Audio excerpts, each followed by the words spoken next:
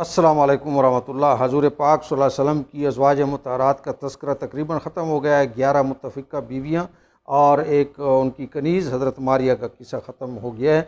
अब मैं 12वीं वो बीवी जो हमारे यहाँ मारूफ़ नहीं है उसके बारे में बात करता हूँ। मैं भी उसके बारे में कुछ ज़्यादा तफसील इसलिए नहीं कर सकता कि असल में 12 और 13 का भी अदद है, दो और हैं, एक की बजाय दो हैं, लेकिन चूँकि वो सारा तज़किरा कोई साफ़ नहीं है तो वैसे तो हम तारीख़ को ज़्यादा वो अहमियत नहीं देते हैं, लेकिन वो चूँकि ये ख़ास तौर पे इन दो के बारे में बिल्कुल ही एम्बिगुअस किस्म की मालूमात है, तो मैं ये समझता हूँ कि कहीं पर ये आपस में लखबत इंटरमिक्सिंग हुई है। ये 12 और 13 नहीं है बल्कि एक ही और है। बहरहाल दोनों की बात आपके सामने रख देता हूँ और फिर वो थोड़ा इस बारे में बात करनी थी वो रख लेता हूँ। तो ये जो है, एक है हज़रत रेहाना बिनत ज़ैद जो यहूदी थी, बनु नज़ीर कबीले से। वहाँ पे जब हमला हुआ तो ये वहाँ से मतलब है गिरफ़्तार होके आई। और एक ही है, पहले इनका तज़किरा कर लेते हैं, जिसके बड़ा जनाब लिबरल कहते हैं कि वो हज़ूर सल्लल्लाहु अलैहि वसल्लम के पास आई तो हज़ूर सल्लल्लाहु अलैहि वसल्लम ने फरमाया कि जो है ना, तो अगर मुसलमान हो जाओ तो मैं तुम्हें बीवी बना लूँगा, पैसे भी दे दूँगा। लेकिन वो डटी रहीं और वो नहीं होती थी, और मतलब है कि ये हुआ वो हुआ, इस तरह की बातें करें। मुझे हैरत होती कि एक तरफ तो आप ये तारीफ़ करते हैं कि जनाब वो बनु नज़ीर कबीला पर हजूर ने हमला किया, बच्चों को कत्ल कर दिया, मर्दों को कत्ल कर दिया, सबको तय तय कर दिया। दूसरी तरफ का आप कह रहे हैं कि वो वहाँ की एक औरत गिरफ्तार हुई तो हजूर मिन्नतें कर रहे हैं, फिर उसको उसके लिए मसला था उसको हरम में कनीज़ बना के डाल लेना। तो ख़ुद आपकी तारीख़ कहीं ऐसी नहीं है कि वो बात जस्टिफाई कर सके। लेकिन ये है कि वो अपने मुसलमान मौरख़ीन जो हैं वो ये कहते हैं कि भाई ये शादी हुई। और अब इसमें एक और बात है कि वो शादी के बाद वो यानी मुर्तद हो गई या नहीं, ये मुर्तद की भी एक बात आती है कि वो एक वो बाद में फिर इर्तिदाद हो गया। अब ये हैं या और हैं वो भी अभी साफ़ वाज़ेह नहीं है, क्योंकि इनकी तो कब्र जन्नतुल बकी में है। और एक दूसरी थी जो कि अल इस्तियाब में कुर्तबी ने लिखी है, वो अस्मा बिनत नोमान है, और उसमें भी नामों में भी फ़र्क है। वो नौजवान लड़की थी और पता नहीं वो सही उसके ज़हनी हालत थी या नहीं, लेकिन शादी की पहली रात उसको तलाक हो गई।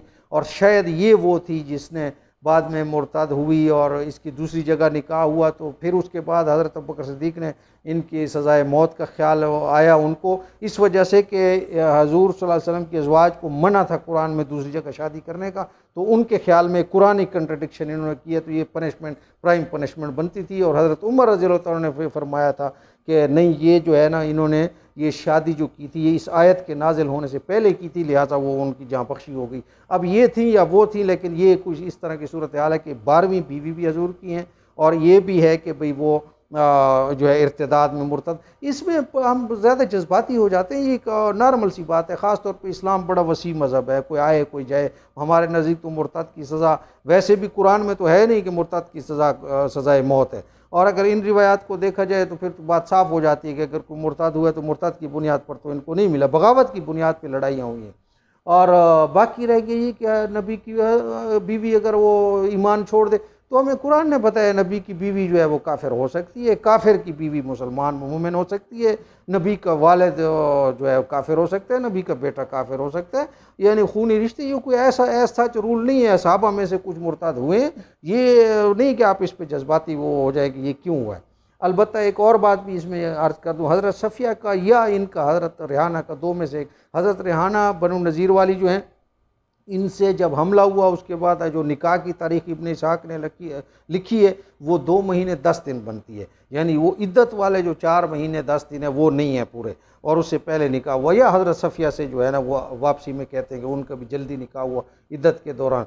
तो मेरी जो वेबसाइट है pakseculars.com, उस पर मैंने इद्दत का मजमून लिखा है। हम इस इद्दत के सिलसिले को, ये 4 महीने 10 दिन वाली ड्यूरेशन वगैरह को नहीं मानते, न कुरान में ये है। हमने इसको पूरी तरह इस पे डिटेल से बहस की हुई है, और इन चीज़ों से भी साबित होता है। और इसके अलावा भी सहाबा जो है ना, वो रात को एक शहीद हो जाता था, उसकी बेवा से दूसरे दिन शादी कर लेते। इद्दत वाला मौक़िफ़ यानी हमारा इसी से भी साबित होता है। लेकिन हम फिर भी हदीस और रिवायात को नहीं लेते, कुरान से उस पर बात की है। जिसको इंटरेस्ट हो वो पूरे मजमून को वहाँ से पढ़ सकते हैं।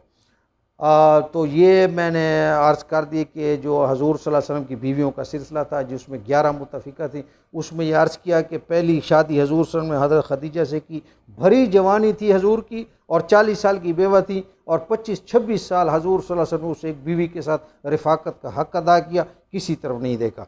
फिर अगली वीडियो में आपको बताया कि हज़रत सौदा और हज़रत आयशा से इमरजेंसी में एक ही महीने में और इस किस्म के हालात में निकाह हो गया था जो कि हजूर सल्लल्लाहु अलैहि वसल्लम की ख्वाहिश नहीं थी और हो गया था। ये भी आपको बता दिया कि इस तरह हुआ था। उसके बाद जितनी भी शादियाँ हुई उसमें से जो है वो ज़्यादातर तो उस बेसहारा को सहारा देने के लिए की कि हजूर सल्लल्लाहु अलैहि वसल्लम ने कभी किसी को मतलब है वो सवाल से तो इनकार किया ही नहीं, चाहे मतलब है कोई तन के कपड़े भी उठा के देने पड़े। और इसी तरह दूसरों का अगर वो सहाबा में से कि कोई करने की कोशिश करे तो हजूर उनको सहारा न बनते, लेकिन अमूमी गुर्बत ऐसी थी, फ़कीरी का हाल ऐसा था कि सहाबा बावजूद चाहत के भी वो चूँकि नहीं ऑफ़र कर सकते थे तो उनके सर पे हाथ रखने वाले हजूर के सिवा कोई नहीं था। ख़ुद हजूर सल्लल्लाहु अलैहि वसल्लम की माली पोजीशन ऐसी नहीं थी, यानी वो भी 11 बीवियों के हालात और अखराजात को देखकर हजूर सल्लल्लाहु अलैहि वसल्लम के सीने पर भी तंगी आती थी, कहाँ से पूरा हो, कोई और तो ज़ाहिरी सूरत नहीं थी। इसीलिए आयत नाज़िल हुई कि ऐ मेरे हबीब आप अपने सीने पर ये मुआश के बारे में तंगी मत कीजिए, अपने घर वालों को ख़ुद भी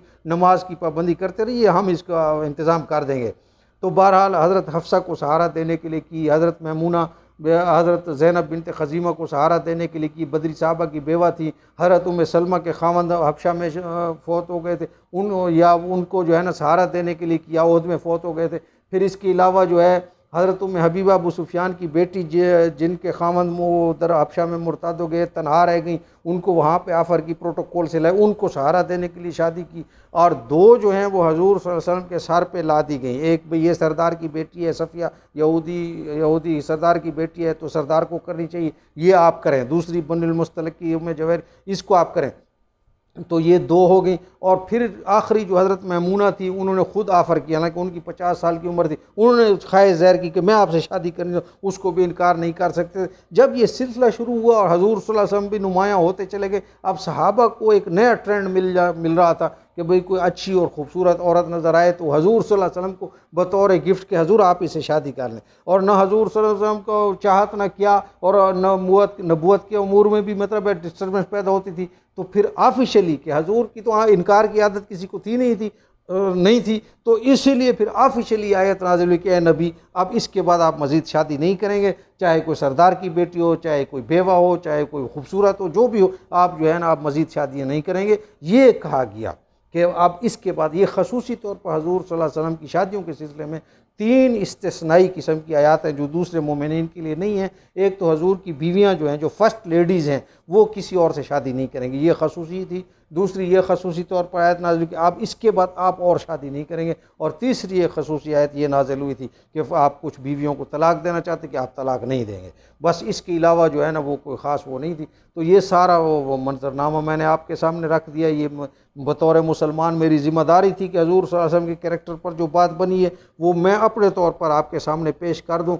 अब वीडियोज़ में मेरी ये आदत तो है नहीं कि मैं रीड करके आपके सामने पेश करूँ, जो मेरे दिमाग में याद है वो मैं कर रहा हूँ। तो बोलने में आगे पीछे भी हो सकता है कोई मुझसे पूरा वाक़या ना हो तो बयान हो सका हो, तो मैं आपको फिर एडवाइस करूँगा कि pakseculars.com पे मेरा मज़मून मौजूद है तअद्दुद अज़वाज नबी। चूँकि वो मैंने लिखा है तो लिखते हुए आदमी ज़रा पूरी तरह हवाला जात को सामने रखता है, तो इंटरेस्ट हो तो आप वो मज़मून वहाँ पे पढ़ लीजिए, वरना ये मोटी मोटी बातें मैंने आपके सामने रख दी। बाकी किसी की मर्ज़ी है, आप लोगों ने तासब में और नफ़रत में, जैसे मुसलमानों को किसी से नफ़रत हो जाए तो वो किसी को बख्शते ही नहीं है, उसकी किसी खूबी का भी एतराफ़ नहीं करते। तो इसी तरह आप जिनको हजूर सल्लल्लाहु अलैहि वसल्लम से बुग़्ज़ है तो उसका तो कोई इलाज हमारे पास है नहीं। वैसे भी लिबरल्स को मैं ये पैगाम देना चाहता हूँ कि लोगों की प्राइवेट लाइफ में दखल मत दिया करें, उसकी फ़िलासफ़ी पे गुफ्तगू करें, उस पर बैठा करें।